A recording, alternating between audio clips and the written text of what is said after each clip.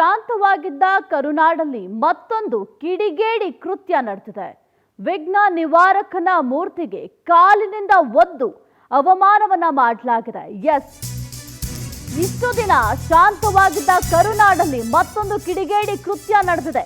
ವಿಘ್ನ ನಿವಾರಕನ ಮೂರ್ತಿಗೆ ಕಾಲಿನಿಂದ ಒದ್ದು ಅವಮಾನವನ್ನ ಮಾಡಲಾಗಿದೆ. ಶಿವಮೊಗ್ಗ ನಗರದ ಬಂಗಾರಪ್ಪ ಬಡಾವಣೆಯಲ್ಲಿ ಈ ಘಟನೆ ನಡೆದಿದೆ. ಇತ್ತೀಚೆಗೆ ಪ್ರತಿಷ್ಠಾಪನೆ ಮಾಡಲಾಗಿದ್ದ ಗಣಪತಿ ಮೂರ್ತಿ, ಆ ಮೂರ್ತಿಗೆ ಒದ್ದು ಅವಮಾನವನ್ನ ಮಾಡಲಾಗಿದೆ. ಗಣಪತಿ ಮುಂದಿದ್ದ ನಾಗನ ವಿಗ್ರಹ ಚರಂಡಿಗೆ ಎಸೆದಿದ್ದಾನೆ ದುಷ್ಟ. ಅನ್ಯ ಕೋಮಿನ ವ್ಯಕ್ತಿಯಿಂದ ಕೃತ್ಯ ಅಂತ ಆರೋಪ ಕೂಡ ಕೇಳಿಬಂದಿದೆ. ವಿಗ್ರಹ ಚರಂಡಿಗೆ ಎಸೆದ ಬಳಿಕ ಆ ದುಷ್ಕರ್ಮಿ ಎಸ್ಕೇಪ್ ಆಗಿದ್ದಾನೆ. ಇನ್ನು ಸ್ಥಳಕ್ಕೆ ಎಸ್ಪಿ ಮಿಥುನ್ ಕುಮಾರ್, ಡಿವೈಎಸ್ಪಿ ಸಂಜೀವ್ ಕುಮಾರ್ ಭೇಟಿಯನ್ನ ನೀಡಿದ್ರು. ಹಿಂದೂ ದೇವರಿಗೆ ಅವಮಾನ ಮಾಡಿದ ವ್ಯಕ್ತಿಯ ವಿರುದ್ಧ ಸಾಕಷ್ಟು ಆಕ್ರೋಶ ಕೂಡ ವ್ಯಕ್ತ ಆಗ್ತಾ ಇದೆ. ಇನ್ನು ಘಟನಾ ಸ್ಥಳದಲ್ಲಿ ಬಿಗಿ ಪೊಲೀಸ್ ಬಂದೋಬಸ್ತನ್ನ ಒದಗಿಸಲಾಗಿದೆ.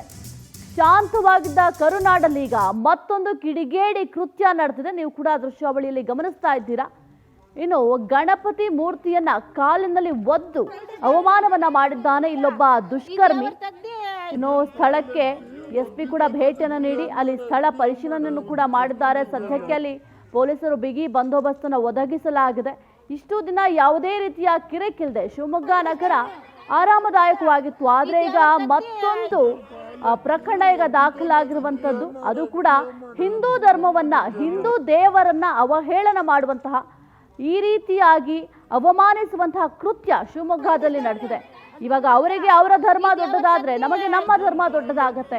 ನಿಮ್ಮ ಧರ್ಮದ ಬಗ್ಗೆ ನಾವು ಮಾತನಾಡಿಲ್ಲ, ನಿಮ್ಮ ಧರ್ಮಕ್ಕೆ ನಾವು ಯಾವುದೇ ರೀತಿಯ ಅಪಚಾರವನ್ನು ಎಸಗಿಲ್ಲ ಅಂದಾಗ ನೀವು ಈ ರೀತಿ ಮಾಡೋದು ಎಷ್ಟು ಸರಿ ಅಂತ ಸಾರ್ವಜನಿಕರು, ಗ್ರಾಮಸ್ಥರು ತಮ್ಮ ಆಕ್ರೋಶವನ್ನ ವ್ಯಕ್ತಪಡಿಸ್ತಾ ಇದ್ದಾರೆ. ಈ ದೇವರ ತಗ್ದಿ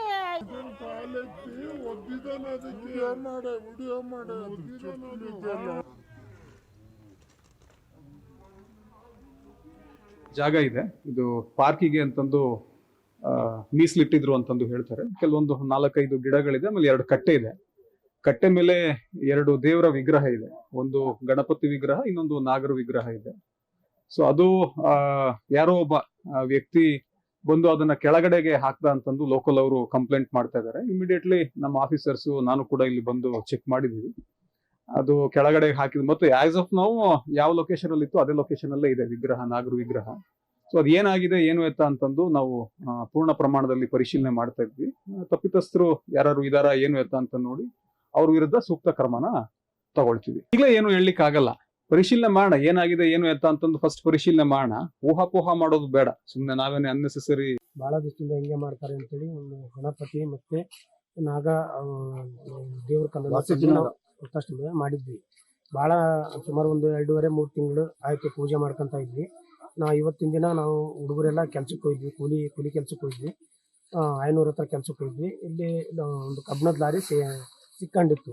ಸುಮಾರು 1-1.5 ತಿಂಗಳು 2 ತಿಂಗಳಿಂದ ಇಲ್ಲಿ ಡೈಲಿ ಎದುರುಗಡೆ ಮನೆ ಬಂದು ಡ್ರಿಂಕ್ಸ್ ಮಾಡ್ತಿದ್ದಾರೆ. ಅವ್ರು ಯಾರು ಅನ್ನೋದು ಗೊತ್ತಿಲ್ಲ. ಸುಮಾರು ಡ್ರಿಂಕ್ಸ್ ಮಾಡ್ಬೇಕಾದ್ರೆ ಅವ್ರ ಹೆಣ್ಮಕ್ಳು ಏನು ಮಾಡಿದ್ದಾರೆ, ಇಲ್ಲಿ ಲಾರಿ ಸಿಕ್ಕಾಗಿ ಇವತ್ತೊಂದು ಘಟನೆ ನಡೆದು ಹೋಗಿದೆ. ಅದು ಇಲ್ಲಿ ದುರ್ಗಾ ಪರಮೇಶ್ವರಿ ದೇವರು ಇದೆ. ಅದು ದುರ್ಗಾ ಪರಮೇಶ್ವರಿ ದೇವರು ಆಪೋಸಿಟ್ ಒಂದು ಗಣಪತಿ ಕಟ್ಟೆಯನ್ನು ಕಟ್ಟಿ ಗಣಪತಿ ವಿಗ್ರಹ ಪ್ರತಿಷ್ಠಾಪನೆ ಮಾಡಿದ್ವಿ. ಗಣಪತಿ ಪ್ರತಿಷ್ಠಾಪನೆ ಜೊತೆಯಲ್ಲಿ ಕೆಳಗಡೆ ಒಂದು ವಾಸುಕಿ ನಾಗದೇವರನ್ನು ಪ್ರತಿಷ್ಠಾಪನೆ ಮಾಡಿದ್ವಿ. ಇವತ್ತು ಏನಾಗಿದೆ ಅಂದರೆ, ಸಿದ್ದಿಕ್ಕಿ ಲಾಯರ PA ಅಂತ ಅವನು ರಾಮತುಲ್ಲಾ, ಅವನ ಜೊತೆಗೆ ಯಾರೋ ಒಂದಿಬ್ರು ಬಂದಿದ್ರು. ಆ ಇಬ್ಬರು ಪೈಕಿ ಒಬ್ಬನು ಗಣಪತಿ ದೇವರಿಗೆ ಬೂಟ್ ಕಾಡಿಂದ ಒದ್ದುಬಿಟ್ಟು ಅದು ಕೆಳಗೆ ಬಿದ್ದಿಲ್ಲ. ಅದು ಬಿದ್ದಿಲ್ಲ ಅಂತೇಳಿ ಮತ್ತೊಂದು ದೇವರಿತ್ತು, ವಾಸುಕಿ ನಾಗ ದೇವರು. ಆ ದೇವ್ರನ್ನ ಕಿತ್ತಿ ಚರಂಡಿ ಹಾಕ್ಯಾನ. ಚರಂಡಿ ಹಾಕಿದ ಕೂಡಲೇ ನಾವೆಲ್ಲ ಯಾಕಪ್ಪ ಕಿತ್ತು ಹಾಕ್ಯಾ, ಇಲ್ಲಿ ಏನು ಯಾರು ನೀನು ಅಂತ ಹೇಳಿದ ಕೂಡಲೇ ಅವ್ನು ಎಣ್ಣೆ ಹೊಡೆದು ಟೈಟ್.